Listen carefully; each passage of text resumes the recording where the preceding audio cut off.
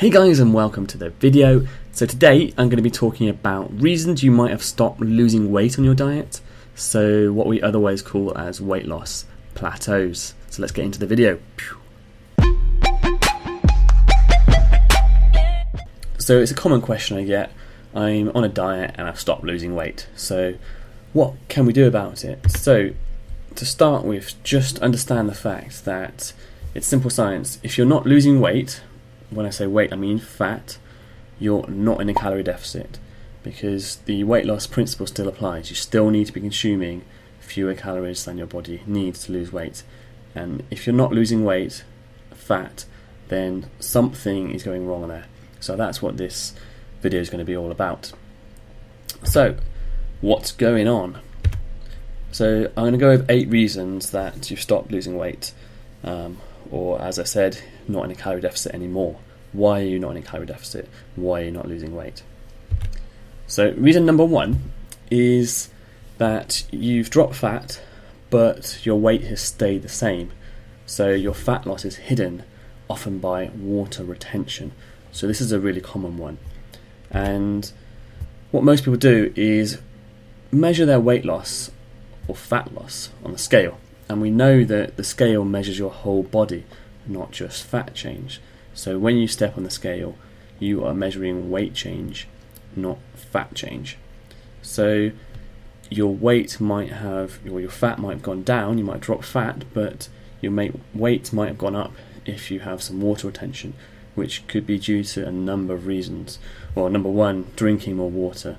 You could have had a salty meal, you could be on your period. Loads of things cause water retention. Stress. Dieting is a stress, so it can cause weight or water retention. So that's why I always say to people, make sure you're measuring your progress in various ways. So along with the scale, it's still fine to use, but make sure you're using things like a tape measure around your waist and other parts of your body. The more parts, the better, because fat could be going from your arms or your legs or your waist.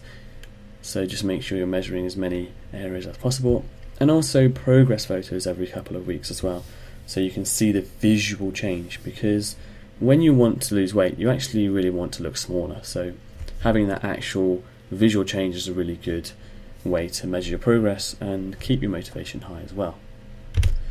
So what can we do about it? Like I said, measure your progress in various ways and don't just rely on the scale. So number 2, you're eating more than you thought. So this is a really big one. So it's very easy to eat more, to be eating more than you think.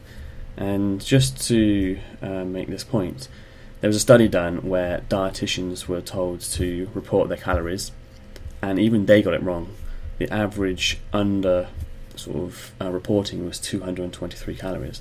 So they were eating 223 calories more than they actually thought. So it's very easy to get it wrong. So you could be eating more than you think. So the solution to this is just be very aware that it could be this, even if you don't think it is. And try and be more accurate with everything. Record everything and count everything. That means everything from drinks to that little nibble while you're cooking, to something off your son or daughter's plate. Every little thing counts. And just to make the sort of point, you don't need to do this all the time, only if you're trying to work out whether you're not losing weight for some reason. And this is a really, really, really big one, so make sure you are counting and being accurate. Number 3 is also a really, really important one that people don't realise. So you've lost weight, you weigh less, so your body needs fewer calories. So we can work out your BMR. As a woman, you multiply your weight in kilograms by 22. So just a quick example, a woman who's 80 kilograms, multiply it by 22, that gives a BMR of 1,760. Now say she drops 10 kilograms, that's really good, amazing work. So you multiply it by 22 again, and she only needs 1,540 calories now. So that's a big drop, over 200 calories less, or fewer, for that 10 kilogram drop in weight. So an unfortunate sort of result of losing weight is you need fewer calories. So you need to adjust. Solution is to maximize your BMR by doing weight training, because weight training can help build lean muscle for women, and lean muscle burns more calories than fat, basically. So you're increasing your BMR a bit by being able to build that lean muscle mass. And I don't advise this all the time, but if you go for like a planned walk or something, you could always add the weight you've lost back into a backpack. So like if I were to advise this, I'd say get some bottles and fill them with water, put them in a backpack. Don't do this all the time, it's a bit silly and unnecessary. But if you did go on a planned walk or hike, you could increase your energy output by carrying more weight, basically. So number 4, your conscious and unconscious activity levels have dropped. So this is also a really big one. So when I say conscious and unconscious, I mean you could be resting more, but also things that you don't realise you're doing, so less fidgeting. So your body requires energy to fidget, but also maintain your posture. So you might be sitting in a more sort of relaxed or comfortable position to save energy. But also the resting more, it's a really big one to not do so much activity when you are dropping weight. You just feel more lazy, want to rest more. So your daily activity could be your biggest burner of calories, so it's a really important thing to look at. And so the solution to that would be to count your steps and be consistent with them. Get something like a Fitbit or an activity tracker on your phone and try and do more than 10,000 steps per day. So number 5 is you've dropped muscle mass. So this is a really common one. You're losing weight and you've not just dropped fat, you've dropped muscle mass as well. So that's lowered your BMR. And women traditionally, genetically, have a lower calorie burn per unit of body weight than men due to just having less muscle mass. So that's why you require less food than a man, not just because you're shorter usually, but because you have less muscle.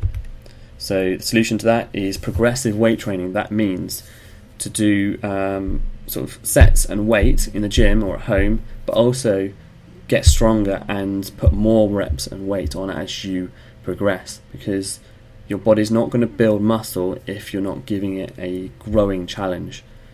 Let's say week 1 you do 10 kilograms, I'm just picking a random number. Your body will adapt and grow the muscle to lift 10 kilograms. Then unless you increase it, say 15, it's not going to grow and adapt again and build more muscle, because it's done its work, it's changed to be able to lift that. So that's what I mean by progressive. And also to support the muscle growth, you need to have enough protein per day. So I always say around 1.5 to 2 grams per kilogram of body weight per day of protein, and that equates to around a palm size portion of protein in each meal, including a snack. So number 6, you're eating less, so it takes fewer calories to digest what you're eating because there's not so much there. A really small one, but it's important, and it's an unfortunate result of dieting. So the solution to this is to eat more protein, because protein has a higher thermic effect than fats and carbs. So what I mean by that is it takes more energy to digest it. So fats and carbs are going to be around 5 to 15% of the amount of foods you eat burnt through digestion, whereas protein could be 30 to 35. So that makes a big difference. That's why besides being able to build the muscle mass, protein is advised when you're dieting, because it burns more calories when you are consuming it. So number 7, your body has become more efficient at absorbing the calories you're consuming, the calories you're eating. So as you diet down, your body wants to get as many calories out of the food as it can. So more of it will be digested than ending up in the toilet. So the solution to this would be to try and eat more whole foods, because they're more difficult for your body to digest, so fewer calories are digested from them than processed foods, which are already half digested by the processing process. Number 8, you weigh less, so you burn fewer calories when you exercise.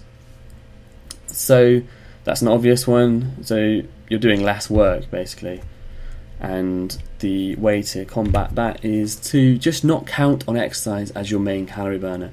Your daily activity, so your steps, are much more important, because if you think about it, you might be exercising for say an hour per day, but the rest of your day has 23 hours, so you could be getting a lot of activity and movement in, which ends up burning a lot more calories than your exercise would. So that's the important thing as well. Plus also, your daily activity you can do in and around what you do otherwise. You don't have to separate time or wear any special clothes or shoes or anything to do it, or even have to have a shower after it. So daily activity is a really, really important one for burning calories. So a quick note on metabolic adaptation. So a lot of people talk about this as the reason they've stopped losing weight, and it is real, but it's for the reasons I've explained in this video. So 63% of it is explained by your change in weight, basically, your drop in weight, and that BMR change, so the calculation I did. And then 37% is explained by other factors. So that's probably the absorption of food and things like that. So you're absorbing more of your food. So your weight's dropped, so you are burning less calories, and your body is more efficient, so it is absorbing more from your food. So this is just a visual way to explain it. So to be losing weight, you need to be outputting more calories than you're consuming. So your calories out need to be more than the calories in. That's quite a simple explanation, and I hope that makes sense. So the calories in, obviously they're made of food. Your calories out, they're made of your basal metabolic rate, your digestion, the amount of energy it takes to digest your food, your exercise energy, and your other activity energy as well. So what can happen is, as you diet, your body can consume or absorb more calories from the food, like I explained. So effectively more calories are coming in without eating anything else, without eating anything extra. On the other side, the energy out, your BMR can come down. Remember I explained that, as you weigh less. You're eating less food, so less digestion energy. You're resting more and you weigh less, so less exercise energy. And you fidget less and do less activity, so that can come down. So now both these bars are the same size, so you're not going to lose weight. The one on the right, the out, needed to be bigger than the one on the left to lose weight. So I hope that makes sense in a visual way.